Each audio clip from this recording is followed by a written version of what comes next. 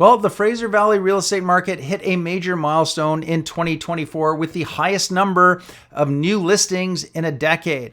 But here's the twist. Well, affordability, it's still the elephant in the room. And the question becomes, are we finally turning a corner or are we just stuck on repeat here?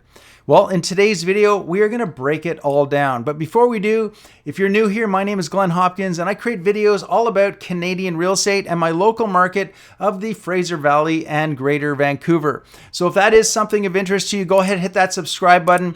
And of course, if you do have any questions, if you're thinking about buying or selling a home, there is a link in the description box below where you can schedule a call with me. Okay, so let's go ahead and jump into this. Let's start off with the big picture. Now, 2024 was a year of contrasts for the Fraser Valley and its real estate. On the one hand, we saw over 35,000 new listings hit the market. That's a 10-year high and it's 9% above the decade's average. And sellers, they were clearly eager to list their homes, likely hoping to take advantage of the easing market conditions. But on the other side of the coin, well, sales didn't actually follow suit. In fact, there were only 14,570 transactions for the year. That's the lowest in 10 years. And that's 1% lower than 2023 and a staggering 24% below the 10-year average. Now, I've had a lot of conversations with buyers recently, and many of them are telling me the same thing. They're all waiting. They're waiting for affordability to improve and waiting for the market to shift even further in their favor. And I get it, okay? I understand it's really hard to make a move when prices still feel so out of reach. But here's the thing, timing the market perfectly, it's almost impossible. And even with the Bank of Canada cutting interest rates several times in 2024, the cost of buying a home, it's literally kept so many people on the sidelines. Speaking of which, let's talk about what's been happening with prices. The composite benchmark price for Fraser Valley homes ended the year at $965,000.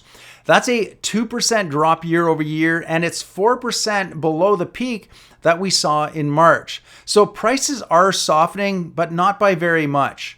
So let's take a look at how it breaks down by asset and property type. Now, when we're looking at the composite benchmark price for single-family detached homes, they landed at $1,480,000, which is down just 0.1% from November, but it is actually up 0.9% compared to this time last year.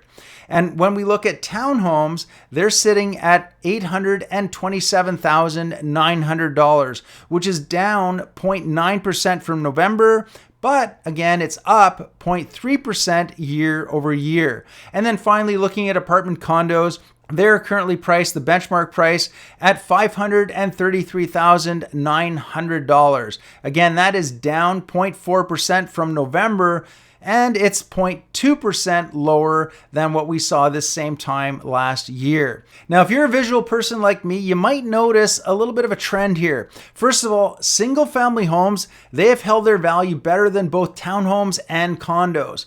But overall, prices, they haven't fallen far enough to make a real dent in affordability for most buyers. Now let's talk about December because it gave us some interesting clues about what's happening right now in the market. Sales were actually up by 19% compared to December 2023, but they were down 13% compared to November. And new listings, well, they dropped off the cliff, 46% lower than what we saw in November, which pulled overall inventory down by 23%. So where does all of this leave us? Well, we are currently in a balanced market right now. So, if you're a buyer, this is still your moment to negotiate. But you don't want to wait too long, okay? Because with inventory shrinking, competition could start to heat up again, especially as we move into 2025. And for sellers, this is not the time to sit back and hope for the best, okay? Because homes are taking a little bit longer to sell.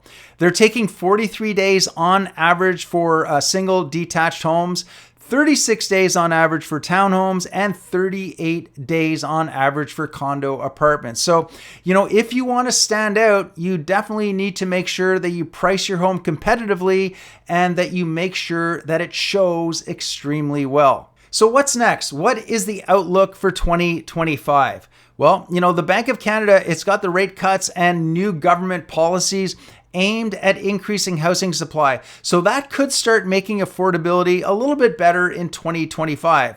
So that's kind of the good news. But here's the catch. If buyers come back into the market in large numbers, prices could start to stabilize and they could even start to rise again. So for buyers, this might just be your window because prices are slightly lower right now. And with fewer people actively shopping, you've got some breathing room to make a very smart move.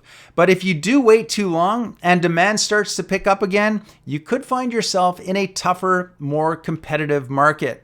And now for sellers, it's all about strategy.